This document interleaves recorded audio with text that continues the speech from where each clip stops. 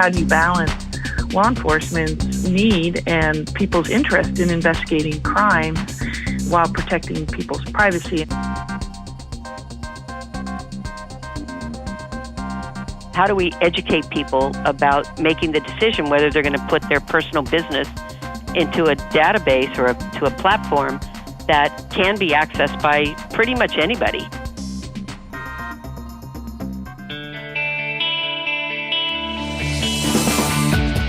Welcome to the award-winning podcast, Lawyer to Lawyer, with J. Craig Williams and Robert Ambrogi, bringing you the latest legal news and observations with the leading experts in the legal profession. You're listening to Legal Talk Network.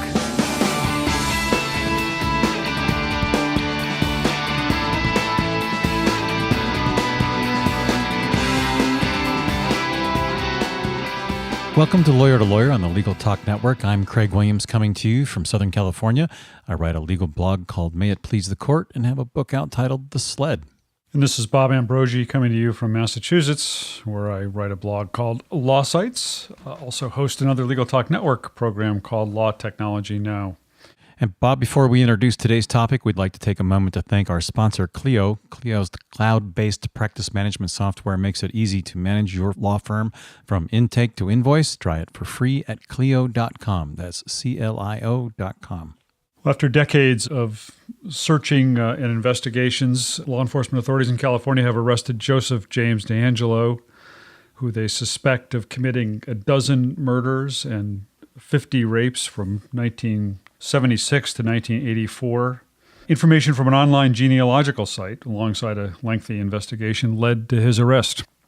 Prosecutors and law enforcement praised new DNA techniques used to catch the suspect, while defense attorneys, DNA experts, and even privacy experts have voiced concern over the privacy and ethical concerns involved in the way the DNA database was used in this case.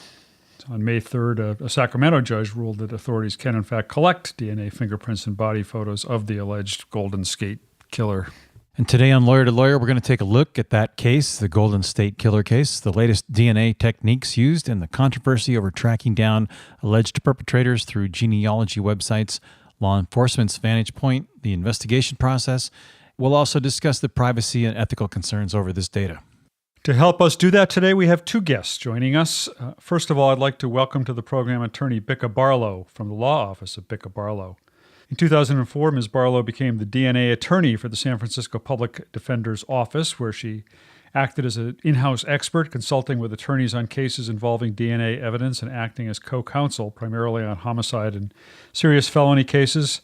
Now in her own private practice, Attorney Barlow specializes in cases involving forensic DNA evidence throughout the United States. Attorney Bicca Barlow, welcome to Lawyer. Thanks for having me. And Bob, our next guest is District Attorney Nancy O'Malley. She's served as the Chief Law Enforcement Officer in Alameda County, California, since being appointed. She's the national recognized expert in issues involving violence against women, violence against persons with disabilities, and interpersonal violence. While attending university and volunteering for the Central Contra Costa County Rape Crisis Center in 1970s, she took calls from victims of the Golden State Killer, also known as the East Area Rapist. Welcome to the show, District Attorney Nancy O'Malley. Thank you very much. And since you do have a rather unique connection with this case, why don't you start us out with a little bit of the background of it? Well, back in the 70s, actually in Berkeley, the first Rape Crisis Center, which was a grassroots effort, began. It was called BAYWAR, Bay Area Women Against Rape, and it still is called that, and it's still in existence.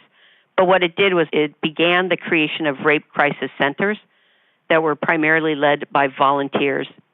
And while I was in college, I became a volunteer at a rape crisis center in Contra Costa County. It was one of the first in the state.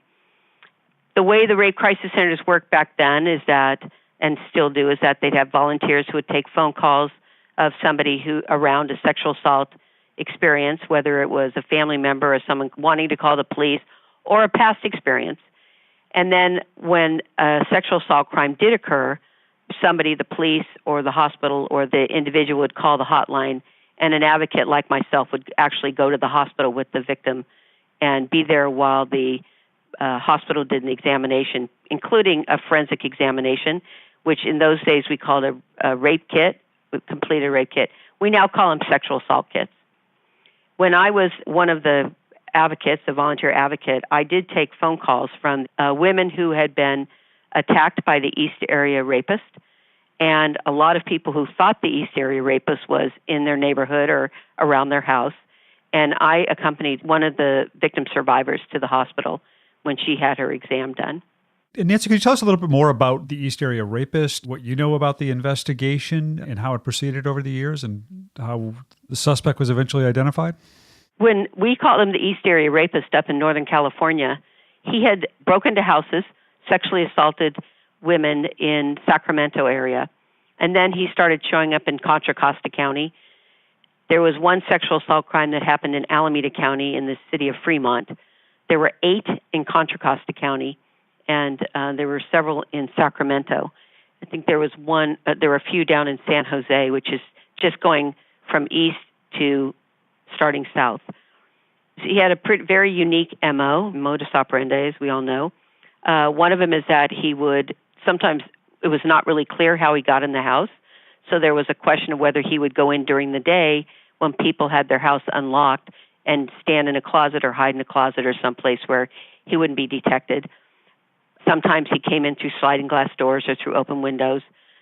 What was unique is that if there were oftentimes more than the victim in the house, a husband or a partner or children, and he would use plates to stack on the second person with the threat that if he heard the plates move or if he heard them fall, then he would kill the victim. He would take the victim to another room, sexually assault them repeatedly. Sometimes he would rummage the house and steal money or steal something, and then he was gone. And some of the times he had his identity concealed, though not always. So it was always in the dark, and there's always a way that he was able to not allow himself to be completely identified. And generally speaking, the crimes that happened, at least in Contra Costa and Alameda County, occurred more often on Friday or Saturday night, sometimes on a Sunday, but more close to the weekend. Most of them were closer out on the weekends.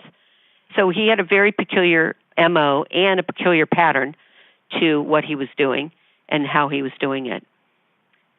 Unbeknownst to what was happening up in Northern California, that he was also in Southern California and perhaps beginning in Visalia or somewhere in the central part of the state, where there's at least one murder, sexual assault murder, that he may be linked to. Still working on that.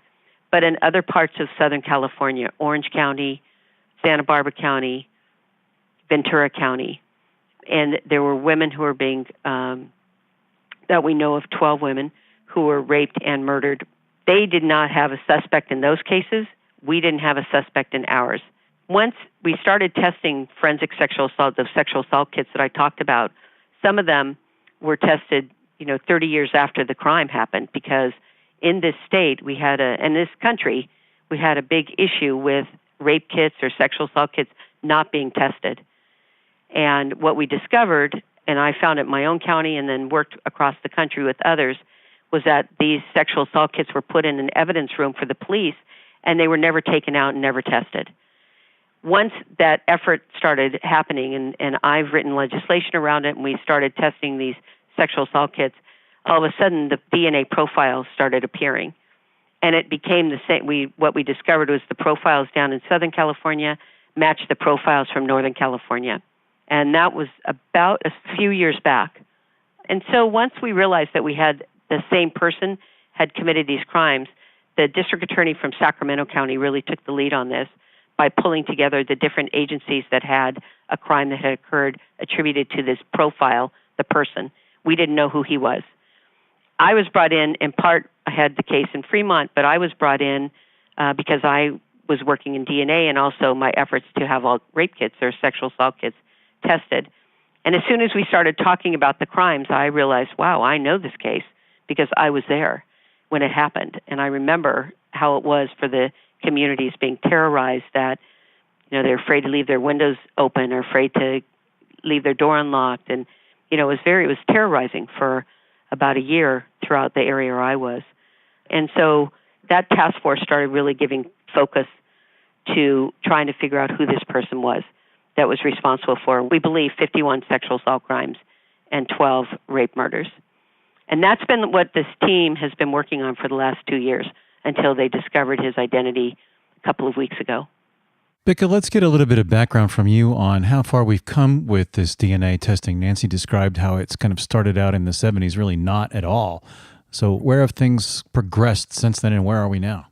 Well, she's right about that. The testing methodologies have really evolved since the early 90s, going from technology where you would need large quantities of material like blood or semen to do the testing and get results, to type of testing now which is able to detect just a handful of cells on an item or an object. And I think that with this increase in the technology, or the increase in the sensitivity of the technology, many more samples are being tested. And there is an unfortunate downside to that increased sensitivity, which I think people need to be aware of, which is that as it gets more and more sensitive, the testing results in more and more samples where there are multiple people in the sample. So not just a single profile, as Nancy was describing, but multiple profiles contained in a single evidentiary sample.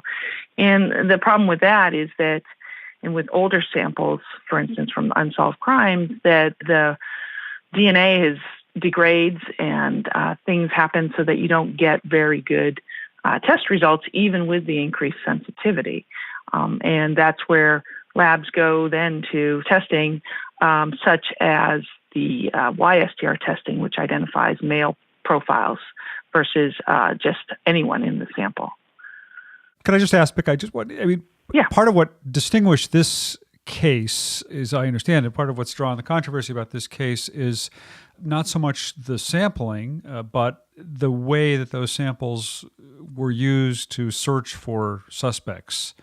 Can you explain what was done differently in this case than what would normally be done? Well, actually, I'm relying totally on what I'm reading in the newspapers, but my understanding is that samples were tested in such a way that they could be used to upload to a public or semi-public genealogy database. So it's a database where people like any one of us who's interested in, say, your ancestry or your medical risk could put your DNA in there and look for other people who are similar to you. For instance, if you have your DNA in one of these databases like Ancestry.com or I think 23andMe, those are the two big ones, then what you get is a family tree. People who you never even knew you were related to now can reach out to you and contact you, which is why a lot of people are really interested in doing this. And interestingly, for many years, when people have asked me, should they do it, I have always said no. And because of exactly what's happening here today, I think the search itself, it's a wonderful result. It solved a crime, I assume. We'll see how the trial works out, but that needed to be solved. But at the same time, we're putting our privacy interests at risk by putting our DNA into these databases where we lose control of it. It's not just the police that can access this information. It could be insurers or employers. And that's my biggest concern, is the privacy rights of the individuals who are putting their DNA in there. Plus, for someone, say myself, if one of my relatives uploaded their profile or their data into one of these databases, then I would be exposed as well because of our relationship. Nancy, it's from what we've read that ysearch.org and gedmatch.com were the two websites where these familial DNA searches were run. The two big ones didn't share their information with the police. This was voluntarily uploaded and then publicly available. How does law enforcement view this controversy on DNA evidence, and what's the response to the privacy concerns that are being raised? Well, first, I think one issue or point to make is that this individual's, DeAngelo's DNA profile, the law enforcement has known about for a couple of years now. And so it was really, we had the profile, just not who the individual was. And DeAngelo, his profile was not in any of these databases. That's the first thing, is that it wasn't that he was exposed to more. It was they were able to take a profile of an unknown individual who was responsible for this and then start doing police work of looking to try to find, and what they did was through these open sites, try to find some kind of a circle that he could be put in, or someone, the perpetrator, could be put in. There had been a lot of other ways that we were trying to, or they were trying to, figure out who this person was. For instance, they had used People magazine at one point. They did a story, and they displayed some unique jewelry that was stolen from one of the victims and things like that. So his profile had been around. So that's the first thing. I think the privacy issue is a legitimate issue, of course. And I think that I believe that law enforcement, I can't speak for all of them, but from my perspective, I think that we do have to be careful. And as what we were hearing from Bika, that if my insurance company can somehow get their hands on my profile, or for somebody who's going to use it for some purpose that is not how I intended it, then I think that we have to really look at how those protections are in place. From a law enforcement perspective, that there's the open source, and one of the things that I do believe is that somebody can go to Utah and sit at the Mormon temple and do their genealogy in sort of the same way, just by sitting in front of a computer and putting your family tree together. But I think what this is doing is elevating the conversation of how do we protect the privacy of people, even though they're putting their DNA into a site that they don't control, and they know that other people are going to be looking at their profile, or the system's going to link them to other people. How do we respect that privacy? How would law enforcement normally track DNA? I mean, my understanding from what I've read is that there is, in fact, a national DNA database that's used by law enforcement officials to search for DNA. But what kind of differs here is that they went into this public open source database. And my understanding from what I read is that they did so under false pretenses, in the sense that they created a false identity in order to be able to set up a profile and log into this site. If they weren't using the open source database, how would law enforcement normally go about the process of taking a DNA sample and look for a match? Well, there are laws in many of the states that, including California, that if somebody's arrested for a felony crime, that a sample of their DNA is taken and then it's profiled. And that known DNA profile goes into a database that is controlled by law enforcement. The states have their own database, but it all feeds into the national database, which is controlled by the FBI, called CODIS. And if somebody they're released, or it turns out that they're not the person that's the suspect in the crime, then they can petition to have their DNA removed from that database. But for those that are arrested, the profile goes into this database, the known profile.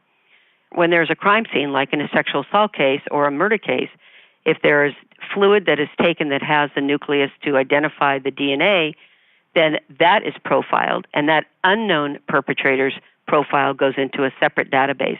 And then those two databases are run against each other to see if the unknown person can be identified through the known population of DNA profiles. So that's how law enforcement does it, and that's very protected. It's extremely regulated, and that's how the law enforcement perspective is.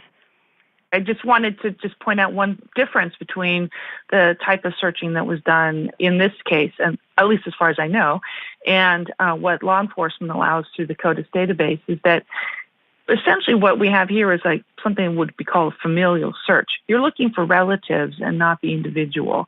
So that raises different privacy concerns in the state of California, as well as all of the states that participate in what's called familial searching, meaning you're looking for somebody who's close but not the person. They have very strict requirements for doing that kind of testing that probably would not allow this type of search to be done, even if the distant relative, was in the database. So that's one big difference between these two types of searches I just want to point out. And a couple other statistics that are important to put into this whole thing is that when someone puts their personal DNA into a familial DNA website, that marker will expose potentially 300 relatives around you because the markers are similar enough that far away that someone could search and find you. The other statistic that's also important to remember is that Governor Brown and the familial DNA search in California is strictly regulated. In fact, from what I've read, only 156 searches have been conducted so far using this technique. Nancy, does that change your mind, or does that bolster the law enforcement's opinion about the viability and the lack of privacy concerns here? Well, I agree that, and it is true, that access to familial DNA is very restricted and very controlled. So I think that the dilemma, and again, this is all raising an issue that people really didn't think about, especially the general public, but they put something into a relatively public database, and what are the restrictions on being able, for me to be able to go search that as well? I don't mean me as a law enforcement person, but me as a regular person. And for people that are on Ancestry.com or 23andMe, the big ones, they report that they'll get emails all the time saying, I may be your second cousin, I might be your third cousin, we may share a relative in common, and they don't know the people either. So the real question for me that is really the discussion point that we will engage in, of course, is how do you protect the privacy? How do you balance the privacy of people that are putting their DNA profile into a system versus the ability of law enforcement to access that system? Like, for instance, we do now know that there have been subpoenas, law enforcement subpoenas to Ancestry.com and 23andMe, not in this case, but in other cases. And both of those commercial sites have declined to respond to those subpoenas. I'm not sure that they're law enforcement, actually, but they're subpoenas requesting certain information. And they are transparent about the receiving subpoenas or requests and not complying, or if they did comply, putting that in their annual report. I think that this is the place where it's an open site, it's open to anyone, but now it's being used for law enforcement purposes. And whether or not there should be ever a warrant sought in order to access an open site, I mean, the law is not that clear about if it's an open site, and we have concerns that we want to have people's privacy protected, meaning we in society, I as well. And so how do we address things like the ability of anybody to go into an open site, or certainly does it change the dynamic if it's the insurance company versus the police department, or if it's, a stalker versus a legitimate search like a third cousin or something? I mean, these are questions that really have been brought to the surface that need to have conversation. We need to figure out how we're going to reconcile them. And I don't know that there's a clear answer to any of these questions, but the stalker idea versus the distant relative is not unlike the same privacy issue. How do we protect people? And how do we protect people when they've put their DNA profile into, or they're creating their DNA profile into a public site or an open site? We need to go to a break. We'll continue to talk about this in just a moment, so please stay with us, and we will be right back after hearing a message from our sponsor. Imagine what you could do with an extra 8 hours per week. That's how much time legal professionals save with Clio, the world's leading practice management software. With intuitive time tracking, billing, and matter management, Clio streamlines everything you do to run your practice, from intake to invoice. Try Clio for free and get a 10% discount for your first 6 months when you sign up at their website, Clio.com, that's CLIO.com, with the code L2L10, that's L2L, the number 10. And welcome back to Lawyer. This is Bob Ambrogi, and joining my co-host J. Craig Williams and I today, our attorney Bicca Barlow from the law office of Bicca Barlow in San Francisco, and Alameda County District Attorney Nancy O'Malley. Bicca, I want to ask you whether the use of a public DNA database, such as was the case here, in any way heightens the risk of a false positive. I know the Los Angeles Times reported that the DNA search in this case for the Golden State Killer kind of took the investigators down a couple of wrong paths when they thought they had DNA matches, or they found DNA that seemed to closely match, and they turned out to be dead ends. But does the fact that this is a public database or a familial database in any way heighten that risk? I'm not sure that I can really answer that question. I don't think it heightens the risk, but I do think the idea of familial searching in particular creates a different kind of problem. And there is actually a rather well-known case that came out of New Orleans where an individual, his father had his DNA in the Ancestry.com website, and he was identified as almost an identical match to a sample taken from a rape homicide, I believe, in Iowa. And what that led to was an investigation of this gentleman's family and the investigation of one of his sons, where they took DNA from him, they got a warrant, and it turns out that there were many facts that were circumstantially putting this young man near the scene of the crime. Which, if there had been a false match, he would have been prosecuted and that evidence would have been used in his trial. But it turned out, fortunately for him, that it wasn't him. And one thing I'd like to point out is that because we really don't understand how similar we all are, and I think we're starting to learn about this now, it's possible that you could be identical to someone in one of these DNA databases like the CODIS system, and you, in fact, are not the person who left behind DNA at a crime scene. So it's a complicated question, and I think it's a very complicated answer.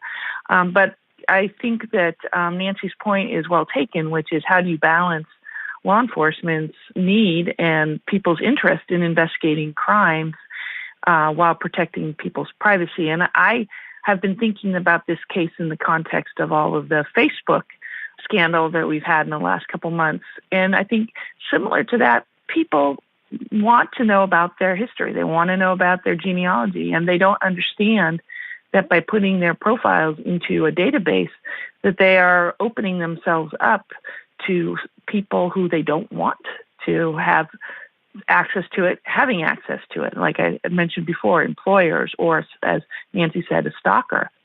And I think we have to think long and hard about privacy in the context of all of these different areas. And I don't think we have been doing a very good job of that. But I think this is a wake-up call for that. I agree entirely with that. And we've looked at the issues around the Facebook, that when Facebook first came about, the rules were if you had to allow someone to be your friend and only your friend could see your posting. And then pretty soon we learned that the friends' friends and friends could see the postings. And and now we know that they're selling information about the privacy of the people who are subscribing to Facebook or other places like that. And so the same call for the question about how are we protecting people's privacy in Facebook when they feel like they have a privacy right, even though the system is not set up for that. How do we educate people about making the decision whether they're going to put their personal business into a database or to a platform that can be accessed by pretty much anybody? Well, of course, the irony is that people do this because they want to find those matches. I mean, they're looking for relatives. They're looking to figure out their genealogy, their family history. Becca, what do you advise people? I mean, I think you said earlier in the show that you would tell people not to put their DNA into something like GED Match. What about using just the regular services, the Ancestry or 23andMe? Do you have advice for people on how they should use those services or whether they should use them?